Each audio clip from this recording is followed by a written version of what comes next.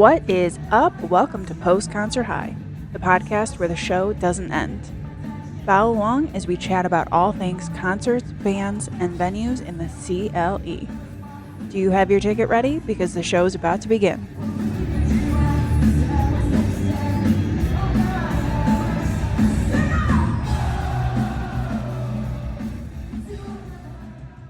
Greetings and salutations. I just looked that up. Right back, Kesha. That's funny. Oh my gosh. Hello. What's up? Hello. How's it going? It's going. It's going. I'm ready for fall. Fall weather. Yeah, there were a couple nights this last week that felt like that. Right? It was so nice. It was really nice. That's true. There was one day it was pretty chilly out. Uh-huh. I wasn't anticipating it. You know what I miss completely about fall is all the annoying ass bugs die. Yes. And they go away. Yes.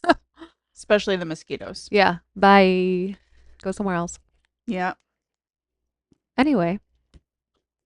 So today's episode is about the history of recorded music. Recorded music goes way back.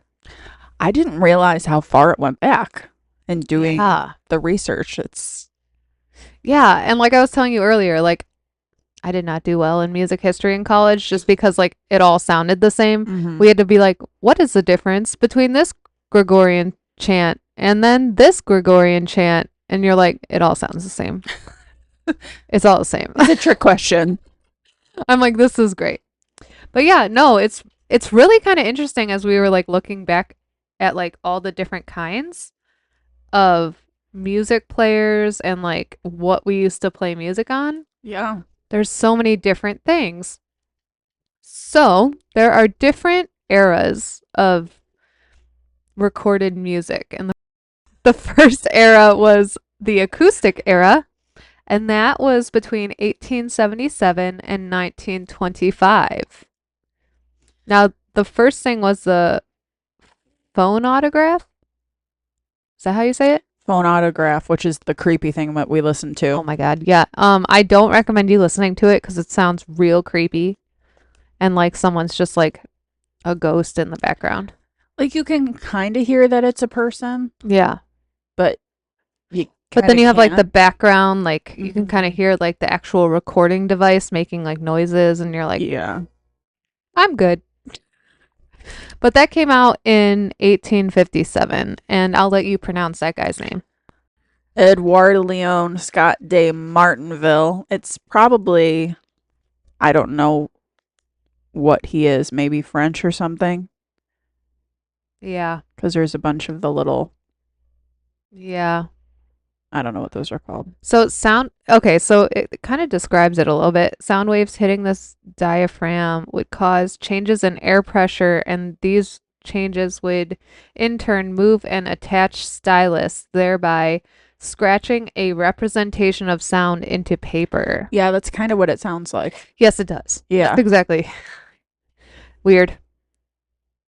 It was an ingenious invention made use of a cone-shaped horn fitted with a diaphragm at one end.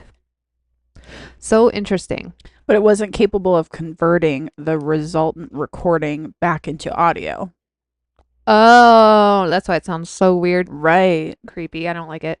So We've come a long way. So it says a team of enthusiasts and experts at First Sound successfully reconstructed an 1816 recording made by a phonautograph of the traditional French song Clair de la Lune.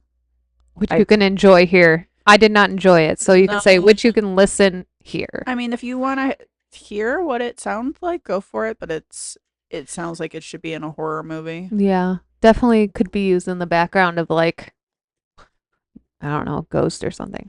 No, that Ghost is the one with isn't that the one where they're doing the pottery stuff? I've never seen it. Doesn't that have Patrick Swayze in it? Yeah, that one. Okay. Not Ghost, but what's a scary movie? I don't know. I don't watch them. Scream? Scream. Ghost, same thing. I don't know. It's all the same to me. Oh man. Yeah, but I'm everything's got to start somewhere. Yeah. So, yeah. So yeah, then we had the I guess I was going to say I guess I didn't need to write it on the list. It's on here. yeah, true. What do we have next? Phonograph cylinder, which was first introduced in 1877 by Thomas Edison. I believe it said that he wasn't aware of Other one? the other device that So I Markville wonder, made. yeah, I wonder if it wasn't that. I mean, you got to think they didn't have any way of knowing these things because they didn't have Right. internet. They didn't have, like, I don't know. It was much harder to communicate back then. It was all by like newspaper. Yeah. If I mean, there's been that. printing for forever, Right. but But like, where do those people have to go travel to these other places to find stories? probably, yeah. So how many people were Mm-hmm. See, this could be a whole like never-ending tunnel of going back in time? back in time when everything's so like accessible now. Yeah. But I just watched Back to the Future. oh So yeah? that Back in Time song just popped in my head one Yep. time. Yep. Oh. Oh, that's funny. So he developed a so it was the first to develop the process of cylinder recording. It's a flexible diaphragm attached to a horn, which creates vibrations in the air, which move to stylus. So similar to the other device. This time cutting into a rotating cylinder rather than flat paper. The cylinder had great advantage of being able to be played back. Okay, that makes sense. Yeah. So he used tinfoil as the capturing medium, which is weird. You think it was different back then? Probably. Because it looks thicker. Yeah. I don't think it'd be like aluminum that we have today. Right. So it was later improved to a more practical wax coating by Alexander Graham Bell. Mm-hmm. Edison in turn refined Bell's design, and the first commercial music recording came to be. Oh, okay. Hmm. Yeah, Interesting. it literally looks like instead of a vinyl record, It's just metal. it almost looks copper Yeah. with a bunch of holes in it, Yeah. like divots in it. Generally speaking, it looks very similar to like a vinyl record player and then a vinyl record. Right. With a ratchet on it. Yeah. Yeah. Right. Perfect. Music box disc came next in 1886. Mm. I feel like there was a lot going on in the 1800s. So Yeah. it's weird that they would be trying to invent stuff like this with everything going on. Yeah. Like how much of like once again, like how much of all this did you know? Zero. Yeah. Right. Like if you're in a city that's super far away from everything else, like do you really know Right. everything that's going on in like your country and like your, you know? Right. The news was probably like the local news. Because you think about it, like, Yeah, because it's just literally the things that you know in your city. right. Like Menor Avenue Yeah. was it's been a road for like since horse and buggy. Right. So like people traveling horse and buggy, they would stay at like Riders Inn in Painesville, and it would take them a whole day's travel just to get to a stop in Euclid. Whereas like today, that's like a 15-minute drive for us. Right. So it's like, how far were these people going to get their news? Probably not very far. Right. Unless they just had people who did that. Yeah. I don't know. It's really interesting. So it says this history for this item is long and complicated, with the common factor being mechanism employed.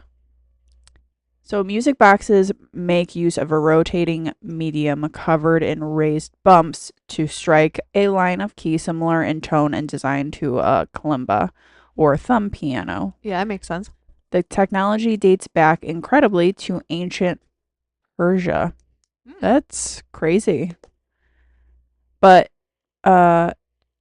here we are concentrating on Paul Lockman, who invented the interchangeable disc version, thereby enabling consumers to play different tunes on a single device. Interesting. Yeah. I'm not gonna lie, I thought that was what it was gonna be, and that's like A girl chugging olive oil. What? Okay. Yeah, no. Okay, so that looks like it's slowly becoming what it is meant to be, which is the vinyl, like the vinyl player. Yeah. It's slowly becoming that more and more. Yeah. Except it was made with things that it shouldn't be made with. Right. Things that would Like literally kill you. Formaldehyde and all things all that fun stuff that made their lives super short back then. Anyway, then we have the flat disc record. So this came around in 1887 and was invented by Emily Berliner. She was a German-American inventor, first to patent the flat disc as a recording medium. These zinc discs, coated in beeswax, used etched grooves created in the same manner as phonographs. Although they represented no step forward in terms of sound quality, flat discs are essentially the forerunner of today's vinyl. So, yep, that makes sense. Then we have piano roll. The piano roll, which was invented in 1896, which this one was invented by Edwin S. Vody.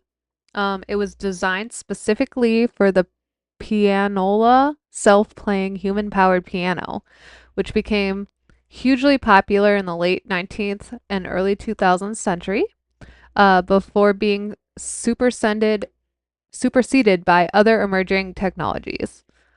They were essentially long pieces of paper that had they were full of punched holes, and those would be used to produce the sounds. That's crazy. Like, how does that work? No clue. Right? Like, it's witchcraft. It is what it is. Yep. It's pretty insane. Yeah. It moved over a tracker bar, which deciphered the information and pneumatically played the correct key. Okay. So it opened up the places of what it needed to. Okay. A lot of things became available on this, and there are still companies manufacturing both pianolas and piano rolls to this day. That's kind of crazy. Do people buy them? I guess if you're like a music history person. Maybe, yeah. Or like a teacher, or like something like that. Hmm. Interesting. Electrically recorded disc. This is the one that looks like a science experiment. It looked like a science experiment. It 100% was, and then it worked, and they're like, oh, let's keep this. So in 1924, Bell Laboratories created this. It was a big leap forward. They developed a Western electric recording system, essentially an electric version of the flat disc record. Crucially, this new process used a microphone connected via valve amplifier to an electromagnetic cutting head. So when did this come out? 1924. Okay, so this was right into the transition between the acoustic era and the electrical era. The electrical era was 1925 to 1945. Okay, so we're just jumping into it. Yep. So recording in this manner significantly improved audio quality and greatly expanded the range of frequencies that could be captured. For the first time, instruments at the high and low ends of the audible spectrum could be recorded.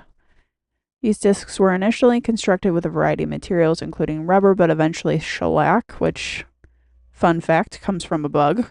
Yeah, that's interesting. I did not know that. So that's what we put on our nails? I hope when you get shellac? I'm about Like, to go throw all my gel nail polish away now. right. Interesting. I don't Guess know. we're I'm gonna gonna have have to to look it look up. into that Yep. because I don't want bug juice on my nails. I'm gonna look it up right now. Which this became the median of choice with 78 RPM revolutions per minute, the standard playback speed. It is from an insect.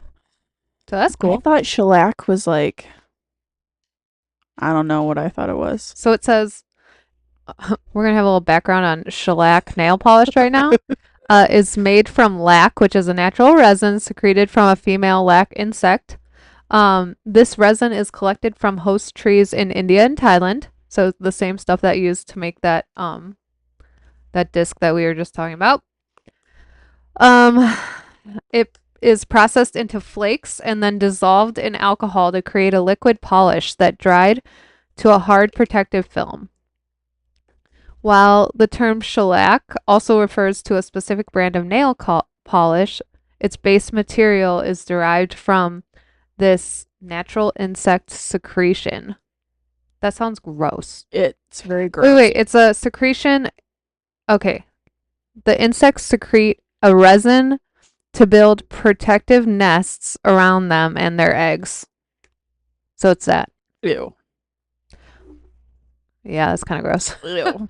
I want to see a picture of this bug. Oh God. Oh, I don't want to see it. it looks like a flea or a tick. Ew. Yeah, so anyway, fun fact, but that's what it looks like. Like who thought? Yeah, who was the first one to be like, let's see. Let's use this to make a recording device. Weird. That's so weird. Like, does that not look like a cockroach or something? Yeah. Or like a tick? 5 uses of shellac: wood finishing, food coating. So we eat this. Arts and craft adhesive, cosmetics, and pharmaceutical coatings. So we're eating this juice that comes from them. That's gross. Yeah, I'm good for today. I don't want to know anything else. Anyway.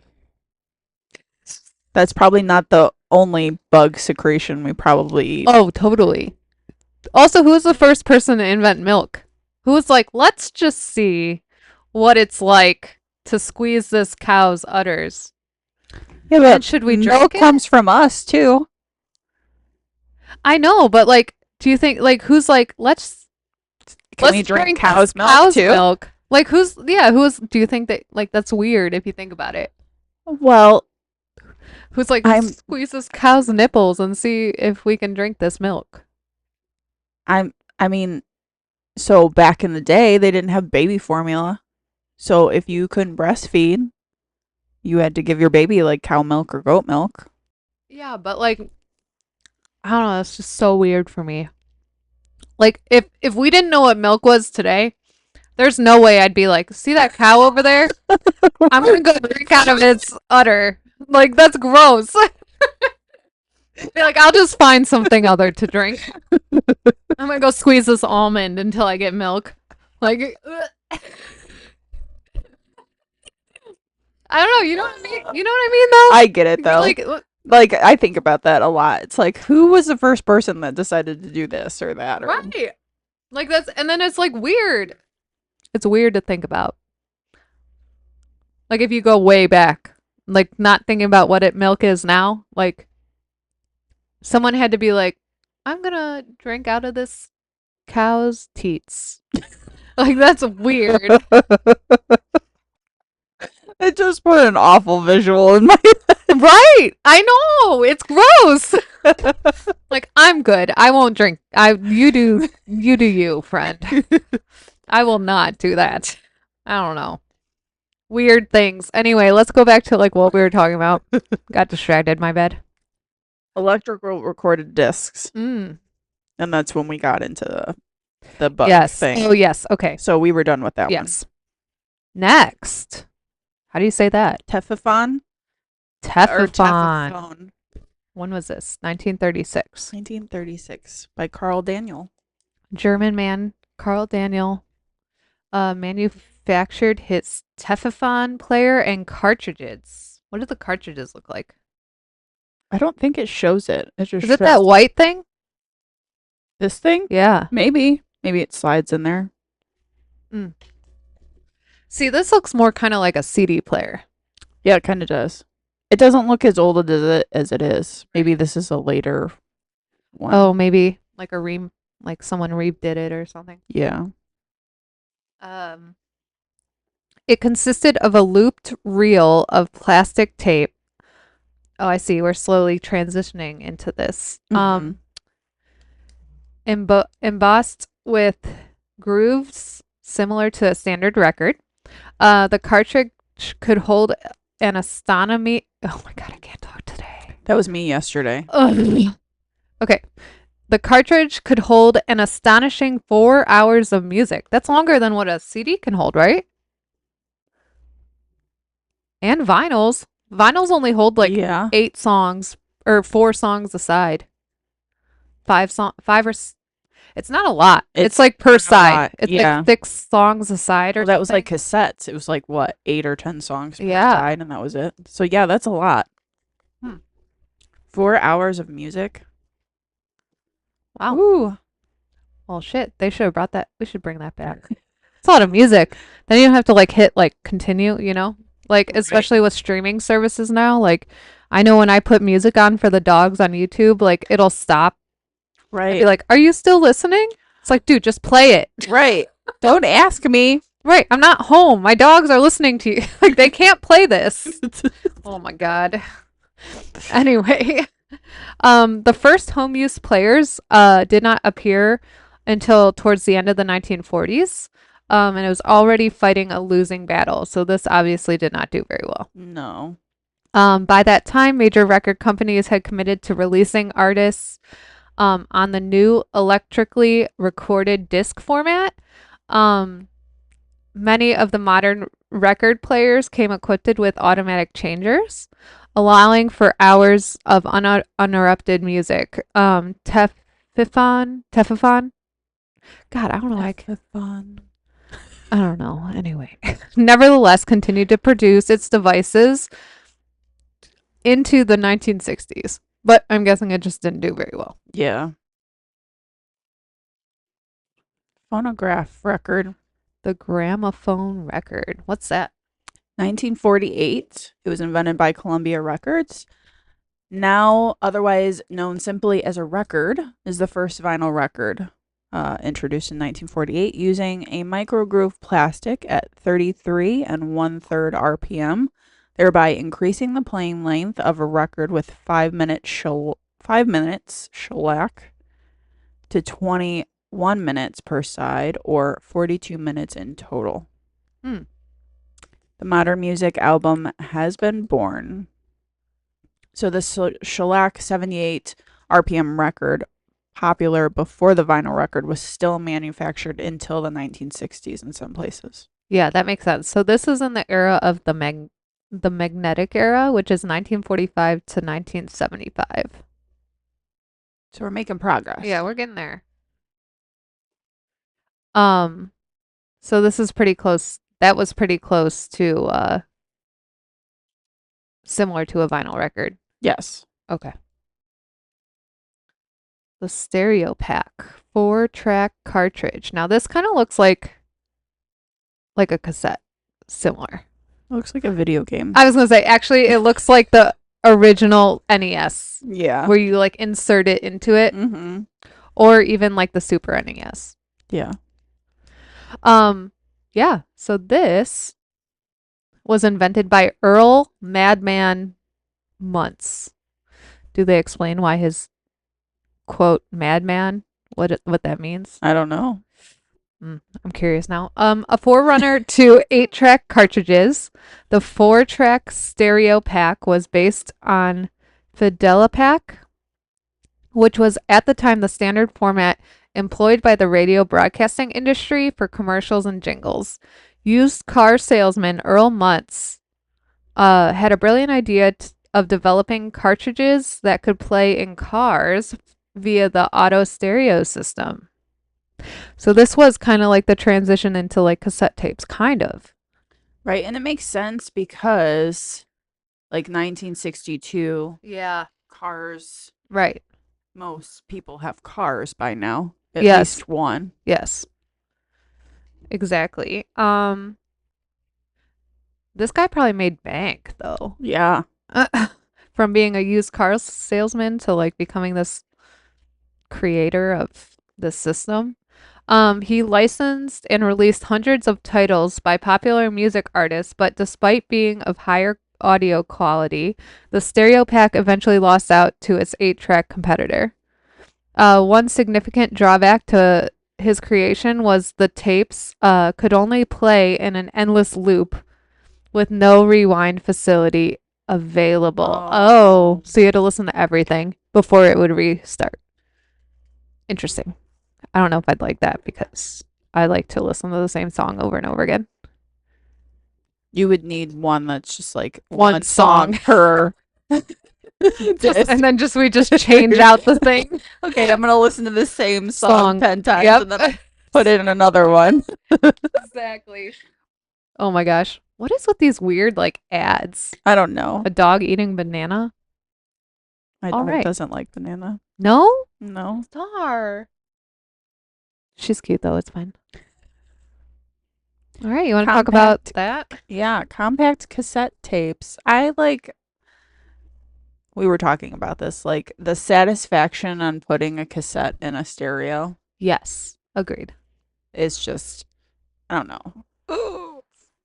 Yeah. And like turning it over and starting the next side. Yeah. Yeah. So cassettes were first introduced in 1963 by Philips, which is crazy because I don't associate them. Obviously, neither of us were alive in the 60s. Right. But I don't associate them going back that far. Yeah. I mean, I guess that makes sense since we weren't around during that time, so we wouldn't know Right. what was big. But like for Philips, they are like an electronic company, right? Yeah. So I guess that does kind of make sense. I just didn't know that they created that. Yeah. They probably also made bank on that. Absolutely. That was probably the start of their career. Right. And then So- they're like, we can go make other things. So it was iconic in the 80s. Yeah. But to have it around that time, that's crazy. So, the invention is credited to Lou Ottens and his team working for the Dutch company Philips. Didn't know they were Dutch either. The audio quality of these tapes was initially not suitable for music, with systems being marketed as tools for personal dictation. So essentially what we're doing right now. Right. Yeah. Interesting. We could just make a podcast and release it on cassette. My recorder that I was talking about was on cassette. Oh. It wasn't on CD. Yeah. So okay. Makes sense. So advancements in the form of chromium tape. Chromium, that's another great. Chromium. Yeah. Something good that we all had in our household that probably helped kill us. Yes. Dolby noise reduction and improved transport mechanisms led to the analog cassette's gradual adoption by the music industry. Major boost came with the invention of the Sony Walkman in 1979, which provided the first truly portable personal music player. 1970. Did you have a Walkman? Not a cassette one. Yeah, I didn't no, I didn't either. I had a boombox that I could play my cassettes on. I also had a cassette player in my car. Did you? No. I've always had CD players in my cars. I had the cassette player, and then like I had the cassette that had the cord where you could hook it up to your iPod. Yeah. So the iPod would play through the cassette. The cassette, yeah. Throwing it back. Yeah. Interesting. So this lightweight, small, and highly transportable medium became one of the most successful formats in popular music history. As an added side note, analog cassettes, with their easy copying facility and compact shapes, provided a vital link between the West and those nations behind the Iron Curtain, exposing listeners in the East to music they otherwise may never have heard. Oh, that makes sense. Yeah, That's cool. I Very like nice. it. Hmm. Say that word. Saba Mobile. Saba. Saba Mobile. It's Saba probably mobile. Mobile. Okay, so the 4-track Saba Mobile use 3-inch tape reels with 2 mono channels per side and a 90-minute runtime. Unsurprisingly, however, this rather clunky format lost out due to the incredibly high price of both the tapes and the player. In modern prices, converted from 1964, holy crap. Okay. A Saba Mobile would have cost you the equivalent of over $1,000, with each cartridge coming in at an eye-watering $100. Are you kidding me? What? Why? It was probably like 50 cents back then, but like, why? Right. But 50 cents was a lot. It was. Their houses probably cost $1. Like, what? It's probably like $20. Right. Can I trade you this house for 20 blueberries? That's what I think of. Blueberries are freaking expensive. I know. They were on sale at Meijer yesterday for $2.99. I'm like, that's not on sale. No. That's normal. No. Oh, the world we live in. Ooh, 8 tracks. 8 tracks. Stereo 8, 1964. Invented by Bill Lear. Created by a consortium headed by Bill Lear of Learjet fame. The Stereo 8 cartridge significantly improved an existing design, incorporating more efficient mechanisms, 4 pairs of stereo tracks, and an 80-minute runtime. Highly popular across the UK, US, and Europe, 8-track continues to be commercially successful until the invention of the compact analog cassette in the 1980s. Hmm.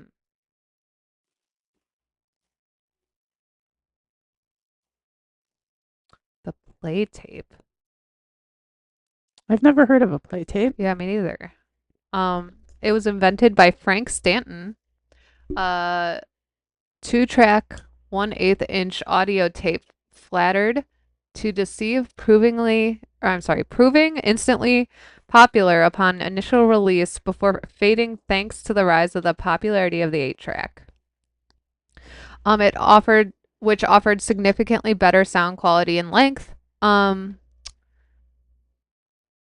So the play tape had a relatively short lifetime, and it saw over 3,000 artists release via its format.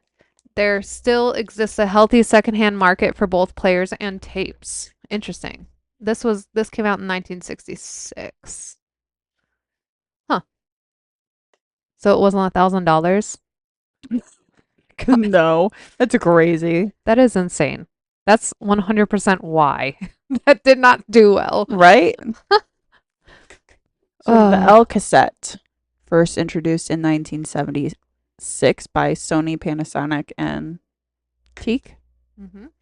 is a well-intentioned but doomed project. The L cassette was intended to provide the perfect compromise between the quality of high-end reel-to-reel tape systems and the convenience of portable cassettes.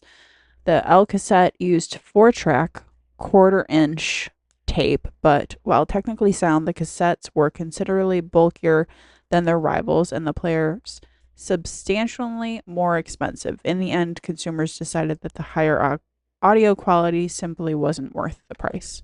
Mm-hmm. A quarter of an inch tape. I mean, that's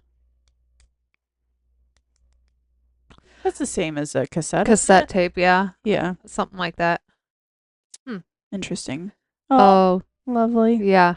Oh, and really quick. So starting in 1975 to present, that is considered the digital era of the recorded music history. So we are in the digital era now. I feel like it should be broken.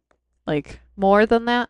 I don't know. Like maybe 1975 to like 2000? something. Or like 2010. Yeah. Start anew. Yeah. But I mean, if you look back on these, like 1945 to 1975, Yeah, that is a big chunk of time. 75, 30 years. Yeah. So this is like 50 years.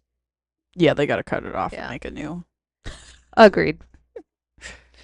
So the 3.5-inch floppy disk, which we were just talking about this, it came out, it was introduced in 1982 by IBM, and it was first the 8-inch computer floppy disk. It came out in 1971 with the more familiar 3.5-inch version. Following a decade later, it wasn't until the 90s, however, that attempts were made to use the 3.5-inch floppy disk by the music industry. Sony led the way here, rolling out 21 titles from 19 of its top artists in 1995. Some of the music genres they have like screensavers with music themed video games, various other extra stuff. Some of the artists that they had was Cyndi Lauper, Brian Eno, Michael Jackson, and the is that a thing? What's Yeah, the? They were included in this rollout, whatever. Okay. Other artists and labels dabbled with the idea. Ultimately, though, the advent of computer CDs with burnable storage signaled the end of the floppy disk era as a viable music medium, Yeah, which makes sense. I didn't know. No, I didn't know that. Associated like saving files on a Files. computer, like Yeah. before you had the USB. yeah. Yeah, saving ones. So there was an 8-inch floppy disk at one point. Apparently. That's like a piece of paper. Yeah. How big was this computer that they were putting this 8-inch floppy disk in? Well, the computers were much larger back then. Yeah. So who knows? You want to talk about the good old compact disc? Compact discs. They're coming back. They are. You know Taylor Swift is releasing her new album on a cassette? Yes. I was looking through it. Yeah. Yeah. Not for me, just to see. And Yeah. I'm like, I like this. Yeah, cassette and then vinyl. Wait, you like her album? Is that what you said? No. Oh. No. You like that it's being released on cassette? Yes. Yes, I like that too. Yes. I hope more do that. But how much is it, is my question. So here's the thing. Let's go back to this billionaire talk. Okay, so she's a billionaire. You don't like billionaires. I don't like billionaires because if you think about it, yes, she's probably like a genuine, decent person, right? But like, you have to think that she also is probably getting her shirts that are being sold made in another country for pennies. Right, by kids children, or like people who, Yeah. you know. Yeah. So there's that. Then for her new, listen, I love Taylor Swift. She released, like, as of right now, she has 4 different versions of her new album that she's releasing. There's 4 different. Okay. Do they have? I think it's all the same songs. It's just different cover work, different album, like Oh, themes. okay. So, like, you know, some people are gonna buy all of those albums. Mhm. So, like, it's like I know what you're doing here. You're just trying to make as much money as you possibly can. Like, I get it, but like, you don't need it. Right. Like, there's no way you need this money. But, you know, what do I know? I'm not a billionaire. So, I don't even think I think if I ever had $1 billion, I don't think I would keep it. I would never get to that point. Yeah, if I ever like somehow like won it, I would immediately like donate half of it. Right. Like, I just don't. I could be a millionaire. Right. Like, but not a billion. Like, there's like no... a millionaire, like I would be happy the rest of my life with $1 million. Right.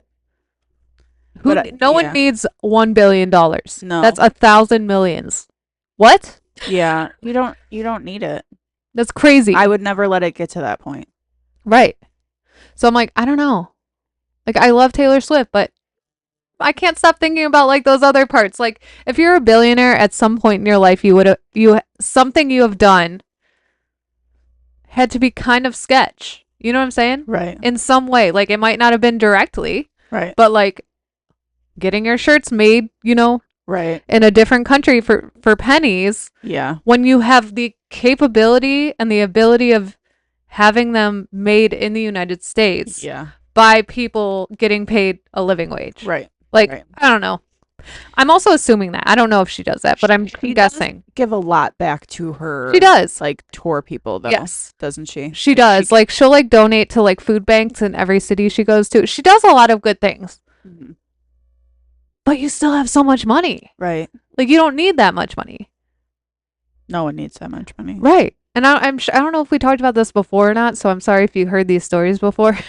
But like, also Dolly Parton, totally capable of having $1 billion. She does not because she donates it all. Mm-hmm. Like, Mm-hmm. it's insane. She does a lot. Yeah.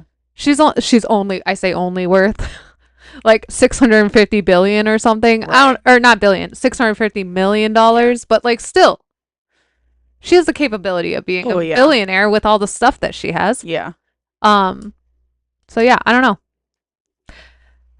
Priorities. Thank you for coming to our TED Talk about billionaires. I could go on about this forever. I love some TED Talks. So. Yes. It's just so interesting to me. Anyway. Compact disc. First introduced in 1982 by Sony and Philips. Okay. Yes. So, hold on. Let's pause for a minute. I'm really sorry, guys. So, I asked, how much is the cassette going to be? If we're talking like she's going to charge people like 80s I don't think cassettes, so. Yeah. then I would be down for it. I think if I was an artist. Oh, the 80s price. I thought you meant like $80. No.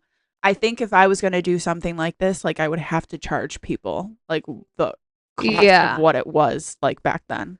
Like enough to cover the actual physical cost of producing it, obviously. Right. Right. Yeah, but it could. Like, okay, so the vinyl record for one of her versions is $30. Okay, so standard price. Right. That's normally what records go for nowadays. Which is fucking crazy, just saying. Yeah, right. CD with poster is $13. Okay. And then the cassette is $20. Mm-mm. I would have charged. It might cost more to produce those nowadays, though, because no one has that stuff. Yeah. I would pay $30 for the vinyl just because I have a record player and I like to display them. But like, I don't have a cassette player. I don't have a CD player. So I definitely. You do? There's one sitting on the floor over there. Is that both a cassette and? No, just a CD. I have a cassette player somewhere because I used to have like a big whole stereo setup. Look at that. Yeah, but I still have a CD player in my car. Do you remember how big those speakers used to be? Yeah, huge. They used to be huge and they were like wooden and heavy. Yes. Like we used to have them when growing up and I was like, these are huge. Why are they so big? Technology. Insane. But yeah, anyway, go on. So we'll talk about the compact disc now. Now, yeah. So the classic format that many of us grew up with, the digital audio compact disc, commonly referred to as a CD, was invented in 1979 as a joint development project by Sony and Philips. Its public release came in 1982 when The Visitors by ABBA made history as the first record released in this form. The CD went on to conquer the music marketplace, eventually displacing both vinyl and cassettes as a portable and sophisticated, high-quality listening format. For nearly 2 decades, CDs enjoyed a position as the dominant player. Yep. Excuse the pun. In the commercial space, only facing a real challenge with the advent of portable digital players towards the end of the 20th century. That makes sense. So CDs can only store 74 minutes of music. But CDs like ruled they ruled everything. Right. CDs were huge for like it said 2 decades. Yeah. And we could make our own mix like that CDs. Was the best part. Yeah. Like Kelsey's mix. And it was like Nelly and like yes. But like I want to go back to that of like that was fun. like, I don't know, just making a mixtape for someone. Yeah. Like, Yeah. that's like, I don't know, one of the best It gifts was like ever. it was like a gift of love Yes. made. Like you put all that like you're like I need this song and then I need this song. Yeah. Like yeah. Agreed. I went back like when I moved a couple years ago, like I found all my like old CDs and like mixes that I made and like I played it. Like some of them just weren't labeled. And it's like they had no like I was like one genre to the next genre to like some comedy thing to like I'm like what is happening right now? What did I have some mental issues back then? Probably. It's fine. It's all good. Oh. Oh my gosh. Oh, So, yeah. that's interesting. Go ahead. So, Sony's insistence that a song disc should be able to fit the longest musical performance then available, which was Beethoven's Ninth Symphony, which clocks in at 72 minutes I exactly. love that. I think that's actually brilliant. That's pretty cool. That's a long ass thing though. Yeah. 74 minutes? Yeah. I listen, I love me a good classical music concert, Hmm. but like if I'm not feeling the music, it's a struggle to get through. Yeah. It's like trying to read a book you're not interested in. Yep. Oh, digital audio tapes came out in 1987 by Sony. Similar to the size of the analog compact cassette, DAT came with the advantages of considerably increased audio quality thanks to the digital technology, um, with sampling rates equal to or higher than the modern CD format. These didn't do very well, right? No. And I'm probably getting there. I just haven't said it yet. Um, Two factors sealed its fate: the high cost and concern by the music industry, that it could be used to produce high quality bootleg copies. Mm. And then, despite its commercial failure, it did enjoy some success in the professional music and data storage fields. Digital compact cassettes. First introduced in 1992 by Philips and Matsushita. Matsushita, yeah. So it was intent. La la la la.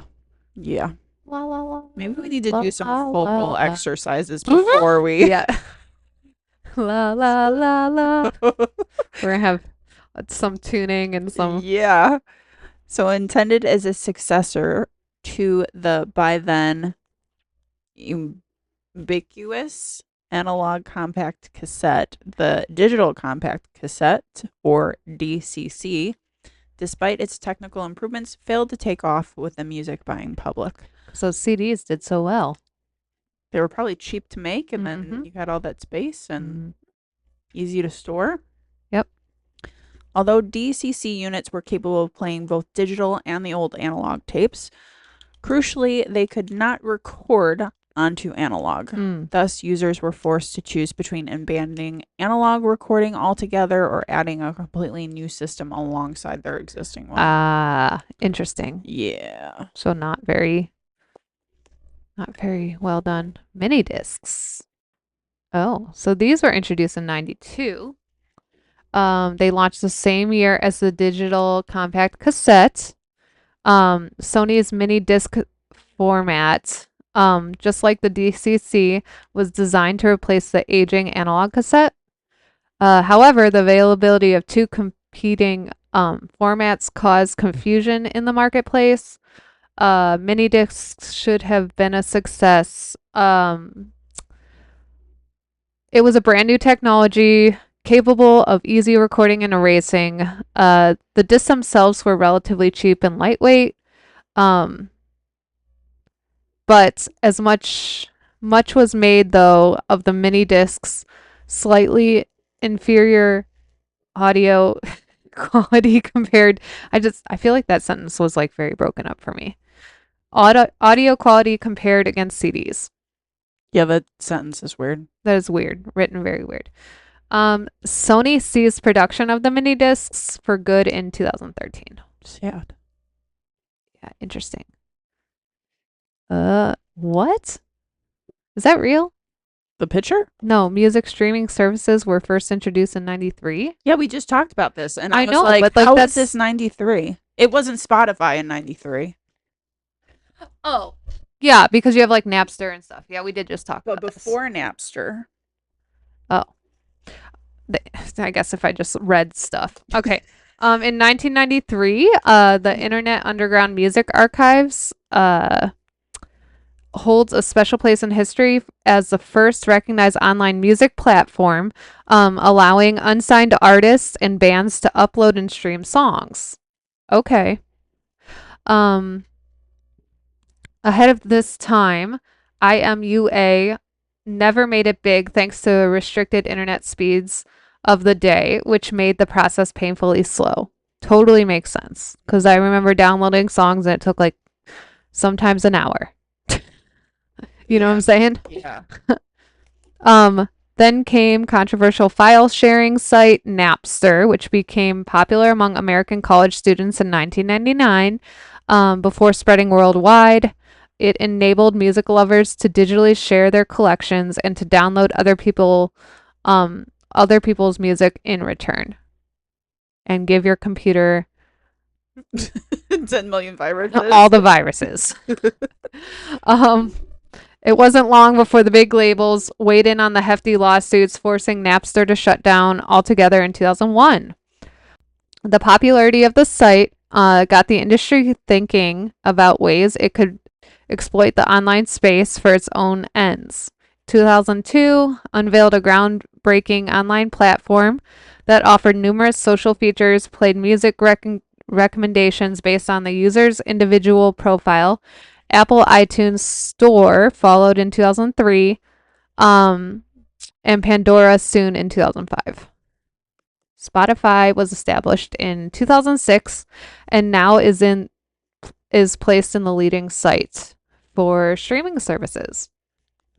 I didn't realize it's been around for so long. I thought it was like a more Yeah, I guess like that makes sense because you think you have the music that's streaming, so like Apple Music when you got your iPad. yeah. I don't know, very interesting. Speaking of Speaking of the portable media media player, player, 1997. I had like the off-brand one first because it was cheaper.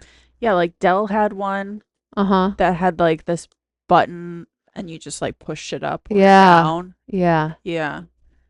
And then Apple had their 10 million different versions. Yes. 1997 though. But that was by Kane Kramer. The advent of the digital audio player, which stored music on portable hard drives, marked a dynamic change in the music business. Way back in 1979, British scientist Kane Kramer was the first to invent a working prototype, but it was South Korea company Mm. Sihan Information Systems that launched its first commercially available model, the MP Man, in 1997. 1907. The MP Man That's came weird. in Yeah. two models, 32 megabyte and 64 megabyte. That's not nearly enough for today. Nope. Enough to store 6 or 12 songs, respectively. That's woo! In the dominant MP3 format, other players soon followed, but it was the Apple iPlayer released in 2001 that really kickstarted the market. The iPlayer came with a then huge 5 gigabyte hard drive and stylish design. The brick with the little circle thing. Yeah. It wasn't long before a host of rival companies released their own units.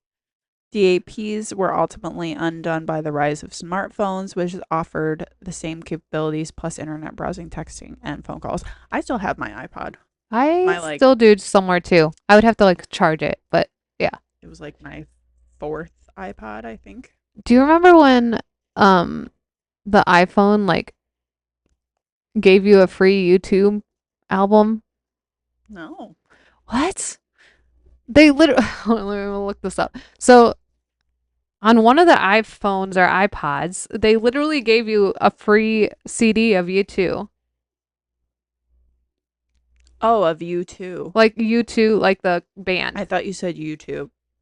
Oh, no, U2. I think I remember that now. I want to know what Like this what? was. YouTube? YouTube, free YouTube.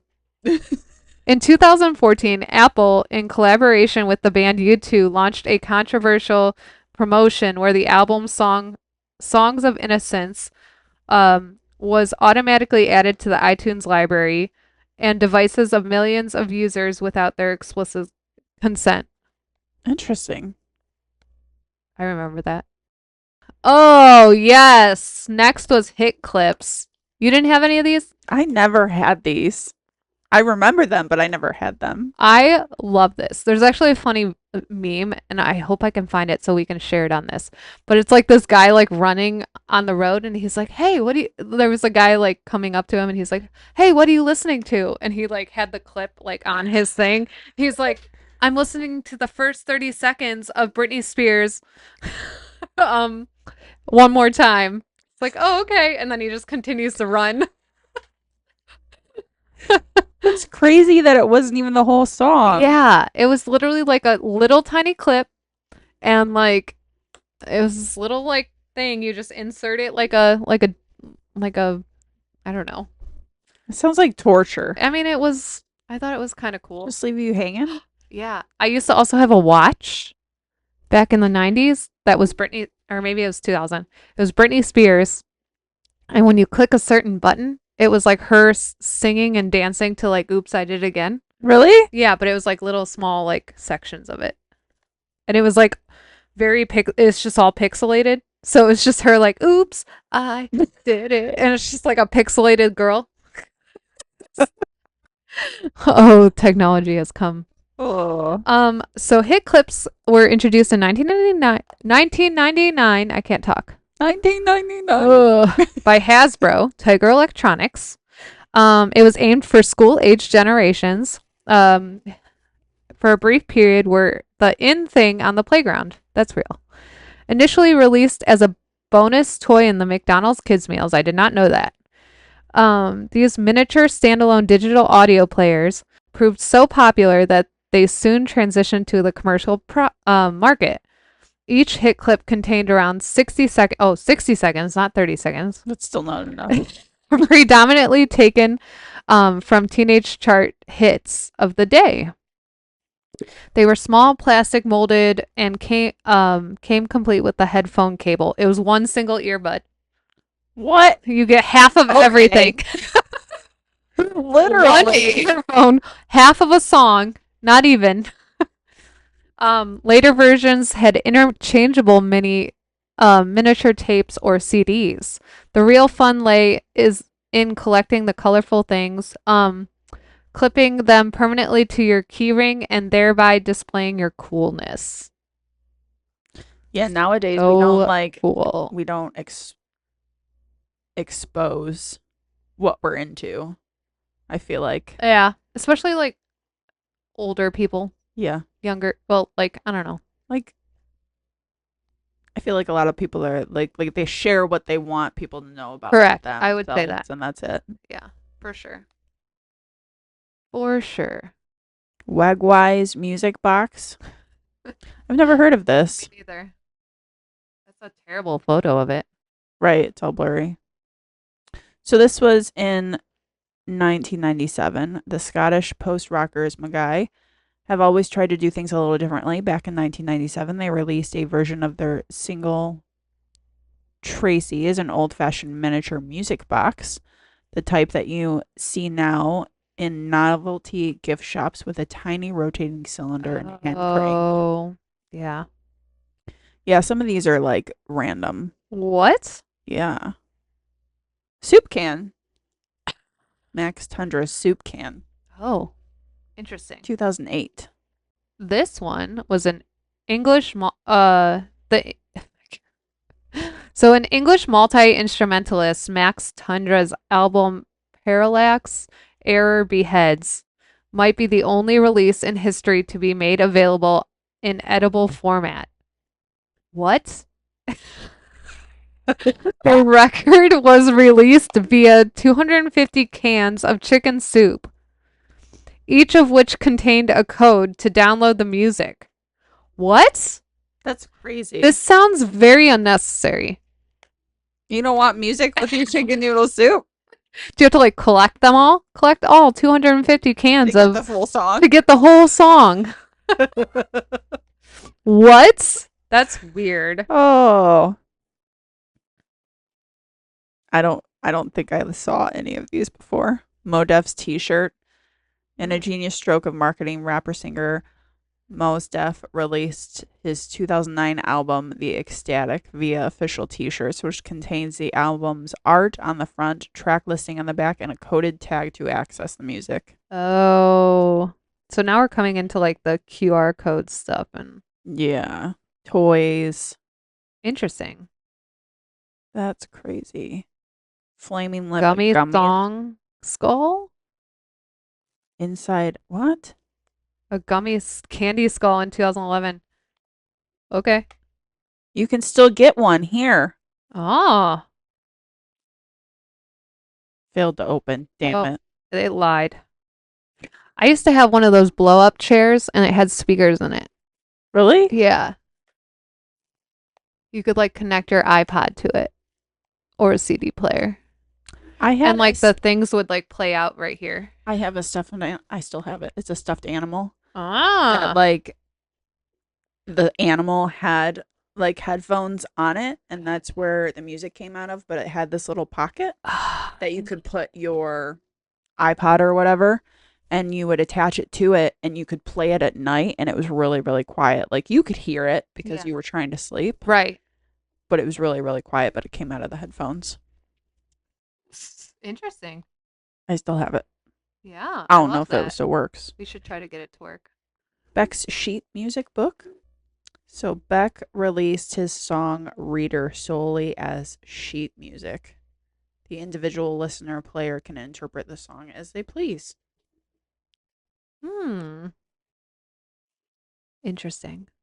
There's a lot of weird things that people have done. Yeah. So, I So- mean, that kind of brings us up to the streaming services we have now. Interesting. If you had to pick one, One Or of th- any of them? yeah, one of any of them, that's the only one you could listen to. Definitely not the Phonautograph demon player. Come on, that was No, I'm that was good. pretty good. Honestly, I'm gonna stick with like the classic vinyl. I love me a good vinyl record. I know that's kind of boring. It's not though. Like it's multi-purpose. Like you can use them to display Yeah, and you can listen to them. yeah, Or you'd have to put a vinyl player in your car though, true. or ride in silence. How would you even make that work? Because like you're bumping in the car and like it would just skip the whole time. Like the little thing would move so that it would just change It would have songs. to have like its own Like a- suspension. Proof, yeah, soundproof. Yeah. Yeah. Good times. How about you? What would you choose? I do miss the CDs. I would have to go with a CD. Yeah. Like I just like like I love the experience of like the satisfaction of putting a cassette in Yeah. the tape player, but like a CD, like I don't know, there's so much nostalgia there for me too. Like Yes. getting those things and then trying to get the stupid saran wrap off of them, that was a challenge. Yes.